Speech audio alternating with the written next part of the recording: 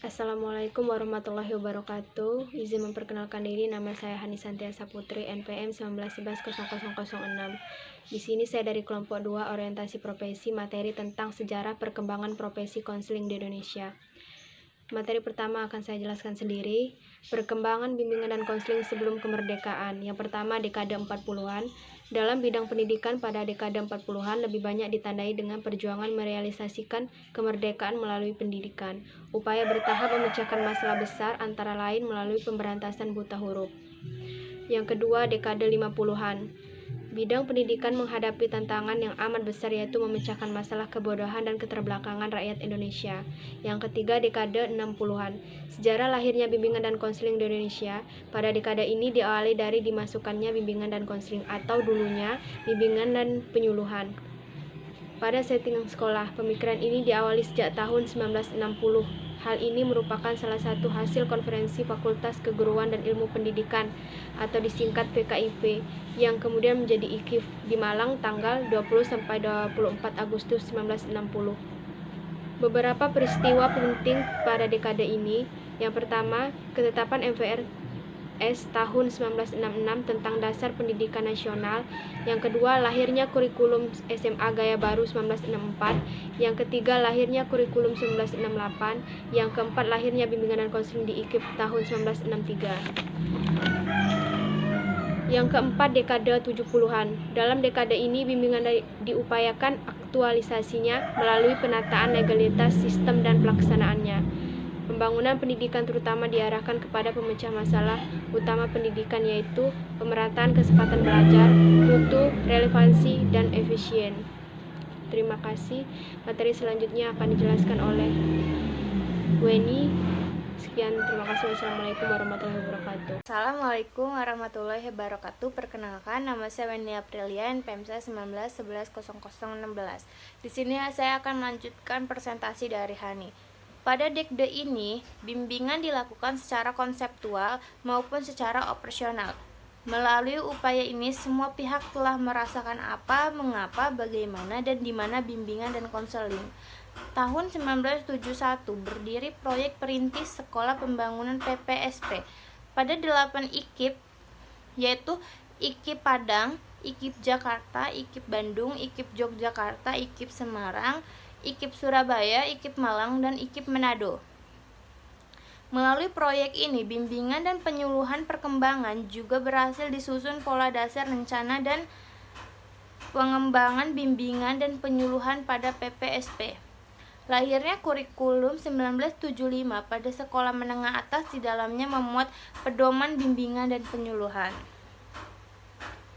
Tahun 1978 diselenggarakan program PGSLP dan PGSLA, bimbingan dan penyuluhan di IKIP. Untuk mengisi jabatan guru bimbingan dan penyuluhan di sekolah yang sampai saat ini belum ada jatah pengangkatan guru BP dari tamatan S1 jurusan bimbingan dan penyuluhan. Pengangkatan guru bimbingan dan penyuluhan di sekolah mulai diadakan sejak adanya PGS bimbingan dan penyuluhan. 5. Dekade 80-an. Pada dekade ini, bimbingan ini diupayakan agar pemantapan terutama diusahakan untuk menuju kepada perwujudan bimbingan yang profesional. Yang dilakukan dalam dekade ini: 1. Penyempurnaan kurikulum.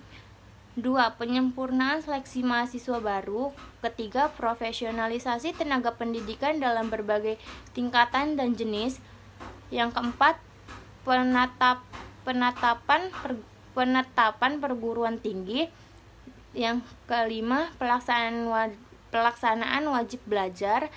Yang keenam, pembukaan universitas terbuka.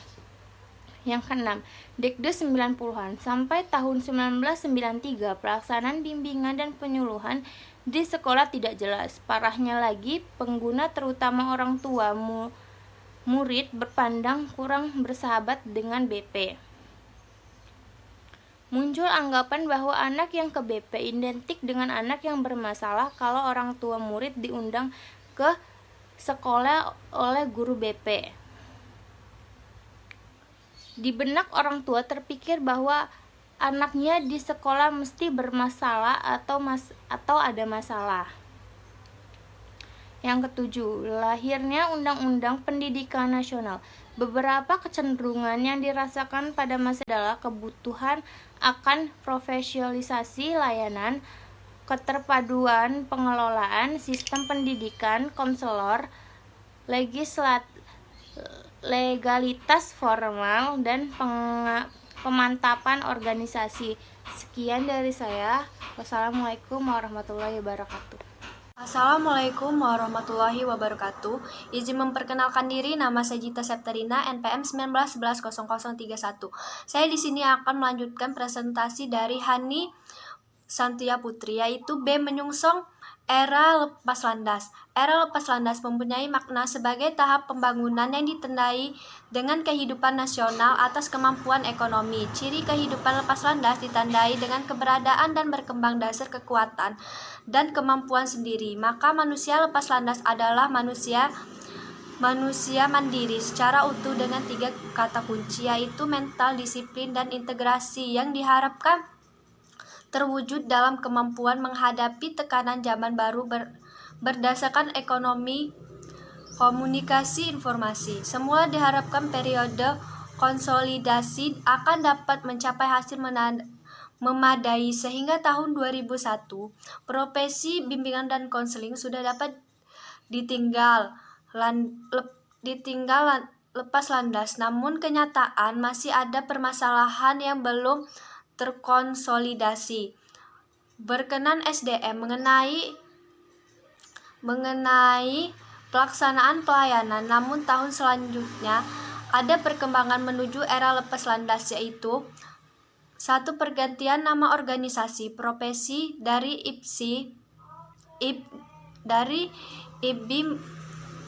IPBI menjadi ABKIN. Yang kedua, lahirnya Undang-Undang Nomor 20 Tahun 2003 tentang pendidikan konselor, termasuk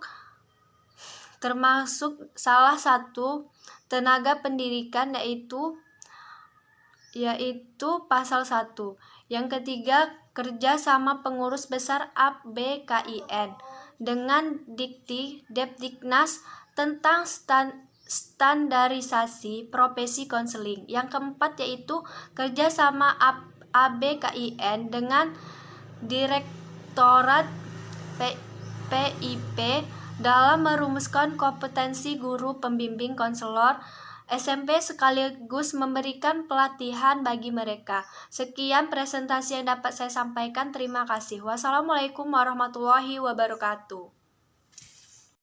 Assalamualaikum warahmatullahi wabarakatuh. Izin memperkenalkan diri, nama saya Christine, NPM 19110032. Saya akan melanjutkan presentasi dari saudari Cita. Yang masih menjadi persoalan dalam penyelenggaraan program bimbingan konseling sampai saat ini diantaranya adalah sebagai berikut. Yang pertama, masih terdapat kesengajaan rasio konselor guru pembimbing tersebut dengan jumlah sekolah dan jumlah peserta didik di setiap jenjang pendidikan, bahwa di SD atau MI belum dapat pengangkatan khusus seorang konselor. Terus yang kedua, dampak dari kesengajaan antara jumlah konselor dengan jumlah sekolah atau jumlah peserta didik adalah di sekolah-sekolah tertentu tidak ada guru pembimbing. Terus di sekolah-sekolah tertentu ada guru pembimbing meskipun tidak seimbang dengan banyaknya siswa. Yang C, untuk menutup kekurangan guru pembimbing, tidak jarang kepala sekolah mengangkat guru-guru pelajaran menjadi guru pembimbing. Pengangkatan yang ketiga, ada pengangkatan guru mata pelajaran menjadi guru pembimbing. Di satu sisi memberi impresi positif penyelenggaraan BK di sekolah karena ada kepedulian kepala sekolah terhadap layanan BK, tetapi kurang profesional. Dan itu kepala sekolah itu lebih banyak, kepala sekolah itu ngambil guru mata pelajaran untuk menjadi guru BK. Meskipun BK dianggap ahli profesional, namun belum ada perlindungan hukum yang kuat. Terus yang kelima, BK belum begitu dikenal kalangan masyarakat secara umum, hanya di lingkungan sekolah yang justru menaruh citra negatif terhadap BK. Ya, karena menurut saya pun pribadi agak mendengar omongan-omongan orang yang awam tidak mengerti akan BK itu pasti ngomongnya, apa sih jadi guru BK itu cuma duduk-duduk aja, terus nyita, terus marah-marah, terus segala macam. Padahal nggak sesuai sama apa yang mereka ucapkan gitu. pekerjaan seorang BK ataupun konselor. Terus yang keenam masih ada kepala sekolah yang belum memahami secara tepat program BK di sekolah, sehingga menyuruh guru pelajaran untuk menjadi guru BK, karena guru mata pelajaran itu kan nggak punya basic di guru BK. Jadi mungkin pemahaman guru mata pelajaran dengan seorang konselor itu agak berbeda. Makanya karena sekarang ini masih awam untuk konselor masuk ke sekolah. Terus yang ketujuh ada citra BK semakin diperburuk dengan masih adanya guru pembimbing yang kinerjanya tidak profesional. Terus yang ke-8 ada LPTK yang menyelenggara pendidikan bagi calon guru pembimbing konselor masih belum dimiliki kurikulum yang mantap. Terus yang C, bimbingan berdasarkan Pancasila. Bimbingan mempunyai peran yang amat penting dan strategis dalam perjalanan bangsa Indonesia secara keseluruhan. Terus manusia Indonesia yang dicita-citakan adalah manusia Pancasila dengan ciri-ciri sebagaimana berjabar dalam P4 sebanyak 36 butir bagi bangsa Indonesia. Pancasila merupakan dasar negara, pandangan hidup, kepribadian bangsa, dan ideologi nasional. Sebagai bangsa, Pancasila menuntut bangsa Indonesia mampu menunjukkan ciri-ciri kepribadiannya di tengah-tengah pergaulan dengan bangsa lain. Bimbingan sebagai bagian yang tak terpisahkan dari pendidikan dan mempunyai tanggung jawab yang amat besar guna mewujudkan manusia Pancasila. Karena itu, seluruh kegiatan bimbingan di Indonesia tidak lepas dari Pancasila. Mungkin hanya itu yang dapat saya sampaikan. Mohon maaf bila ada salah. Kepada Tuhan saya mohon ampun. Wabillahi taufiq wal hidayah. Wassalamualaikum warahmatullahi wabarakatuh.